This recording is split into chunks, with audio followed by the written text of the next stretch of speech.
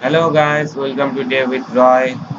তো আমরা আজকে HTML সিরিজের সেকেন্ড যে পার্ট আছে সেটা শুরু করব। আর আজকে আমরা দেখব একটা HTML ওয়েব পেজের বেসিক স্ট্রাকচার, ডম কাকে বলে, এবং তা শুরু করার আগে আমরা দেখব কিভাবে VS কোড ইনস্টল করা হয়।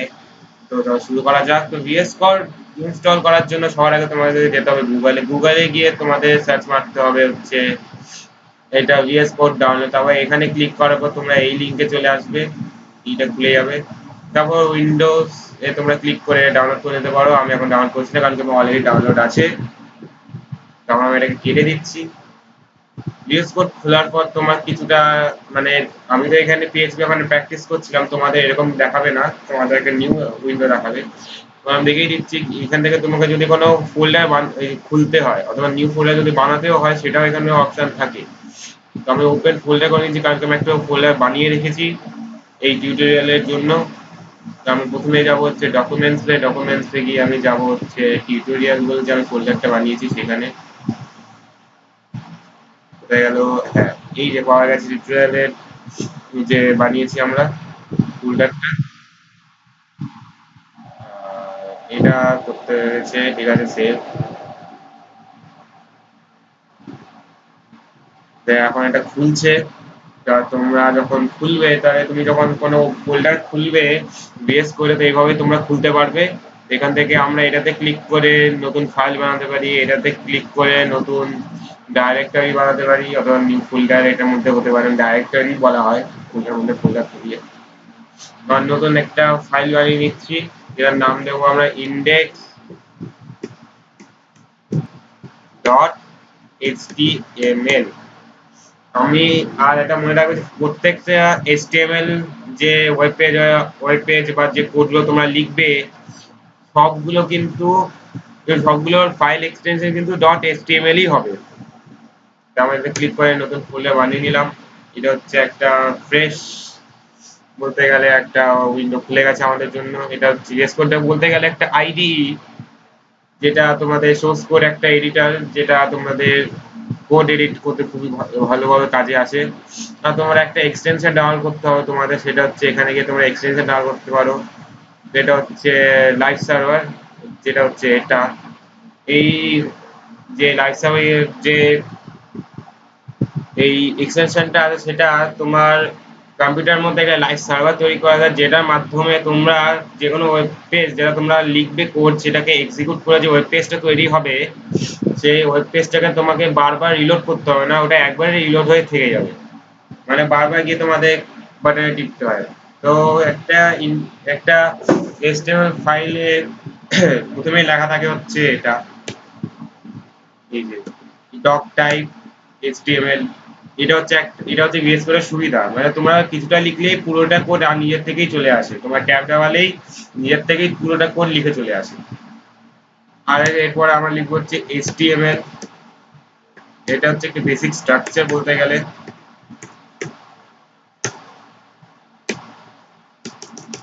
আর এই HTML এর মধ্যে তোমাদের থাকবে হচ্ছে হেড ট্যাগ। এই হেড ট্যাগের মধ্যে থাকবে হচ্ছে টাইটেল ট্যাগ। ট্যাগের মধ্যে তোমরা ডকুমেন্টের নামটা দিতে পারো, মানে তোমার ওয়েব পেজের যে নামটা আছে তোমরা সেটা এখানে দিতে পারো, যেমন আমি দিয়েছি টিউটোরিয়াল।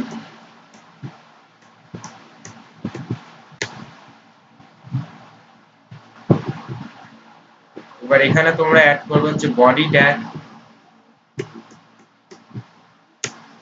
এই বডিটাকে অ্যাড করে নিতে, আর এটা হচ্ছে একটা HTML ডকুমেন্টের বেসিক স্ট্রাকচার। তো তোমরা মনে করে রেখে দাও এটাকে, মানে তোমাদের খুব বেশি মনে করার কিছু নেই, তোমরা করতে করতে নিজের থেকেই তারপর নিজেই লিখতে পারবে। তোমাদের এটাতে কোনো মুখস্থ করার কিছুই নেই, এটা খুবই আসানি সে সবার মনে থেকে যায়। ডকটাইপ HTML এর মধ্যে সব কোডগুলো থাকবে। আর এটা ওই যে আমরা লিখেছি ডকটাইপ HTML একটা ডিক্লারেশন টাইপের হয়, যে এই ডকুমেন্টটার টাইপ হচ্ছে HTML। ঠিক আছে, এবার এটাকে যদি আমি এখন লাইভ সার্ভার দিয়ে খুলি, যেটা আমরা এক্সটেনশন বানিয়েছিলাম যে ওপেন লাইভ সার্ভার যদি করি, তাহলে এটা এরকম কিছু দেখতে লাগবে। আমি তোমাদের খুলে দেখিয়ে দিচ্ছি। এটা হচ্ছে এরকম, কারণ এর মধ্যে এখন কিছুই লেখা নেই। কিছু এখানে লেখা নেই। তো আমরা আমাদের প্রথম ওয়েব পেজ বানিয়ে ফেলেছি, এবার এটার মধ্যে যদি কিছু আমাদের লিখতে হয় তাহলে আমরা লিখবো হচ্ছে, ধরো তুমি যদি এমনিতেও কিছু লেখো, যেমন ধরো যে আমি নিজের চ্যানেলের নামে লিখছি ডে উইথ রয়, লিখে দিলাম, এবারে কন্ট্রোল এস দিয়ে আমি সেভ করলাম। এবার যদি এখানে দেখি, এখানে ডে উইথ রয় দেখাবে। এটা হচ্ছে লাইভ সার্ভারের সুবিধা, তোমাদের বারবার এখানে গিয়ে রিলোড করতে হয় না, বারবার রিলোড করতে হয়, নিজের থেকে রিলোড হয়ে যায়। এত কিছু থাকতে তোমার নোটপ্যাড কেন ইউজ করবে? এই জন্য আমি বলেছিলাম যে নোটপ্যাড যারা যদি এখনো ইউজ করে এইসব এইচটিএমএল লেখার জন্য, তার মানে সে এখনো অনেক পুরোনো জামানায় পড়ে গেছে। এটাতে তোমরা খুব তাড়াতাড়ি যে কোনো ওয়েব পেজ বানিয়ে দিতে পারো, খুবই তাড়াতাড়ি। তবে যদি এটা ঠিক, মানে ঠিক যে কি বলবো, সিস্টেম না লেখার জন্য যে ডেভ উইথড্র যেটা লিখেছি, আমাদের সবসময় একটা ট্যাগের মধ্যে লেখা উচিত, সেটা হচ্ছে পি ট্যাগের মধ্যে। পি ট্যাগের মধ্যে যদি এটা আমরা লিখি তাহলে এটা সবার থেকে ভালো জিনিস হয়। মানে তুমি এমনিতে লিখতে পারো, কিন্তু ওটা ঠিক না লেখা, কারণ এটা ট্যাগের মধ্যে রাখা উচিত এই জিনিসগুলোকে। তোমার এটা পরে খুব কাজে লাগবে যখন আমি তোমাদের সিএসএস বোঝাবো, তখন যদি ওটা আসতে দেরি আছে তোমরা আগে এসটিএমএল ঠিক মতো বুঝে নাও। এটা হচ্ছে একটা বেসিক স্ট্রাকচার। এবার যদি আমাকে সেভ করে দাও, এটাই দেখাবে। তো এটা ছিল আমাদের প্রথম ওয়েব পেজ। ওকে, এটার মধ্যে আমি আরো ট্যাগ ইনক্লুড করতে পারি। তো এখানে H1 to 4, কি বলবো, H6 অব্দি হয় যদিও, 6 করলাম আমি। এখানে আমি একটা জিনিসে লিখছি অম্লান, তারপরে এখানে আমি লিখছি অম্লান। এখানে এত কিছু লেখার দরকার ছিল না, আমি একবারই এটাকে আমি একটা শর্টকাট বানিয়ে রেখেছি, সেটা দিয়ে আমি করতে পারছি। হচ্ছে এটাকে আমি যদি এখন কন্ট্রোল ভি দিই, কটা হয়েছে? 6টা হয়ে গেছে। ওকে, যে H1 হলে সবার থেকে বড় হয়, এবার হবে H2, আমি করে দিচ্ছি, এটা খুব তাড়াতাড়ি হবে। H3, এটা H4,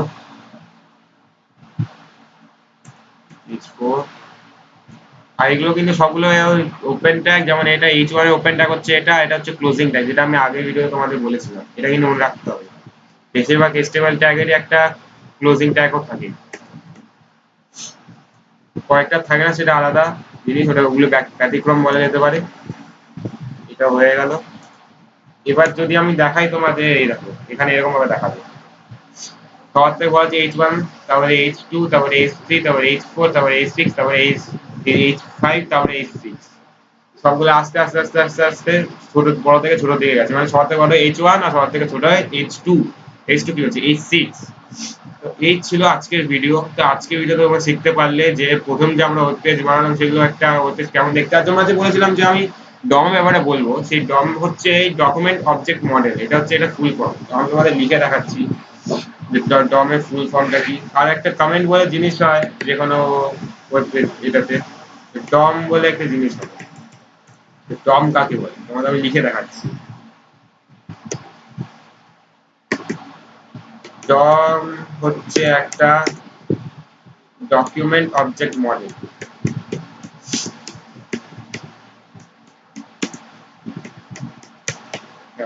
ডমের ফুল হচ্ছে ডকুমেন্ট অবজেক্ট মডেল। তোমরা যে ওয়েব পেজটা দেখতে পাচ্ছ, এগুলোর মধ্যে যে এইচটিএমএল ট্যাগের মধ্যে এইসব আমি যেগুলো লিখছি, মানে তোমরা যেটা দেখতে পাচ্ছ পেজের মধ্যে, এটাই বলতে গেলে এক কথা হচ্ছে ডম।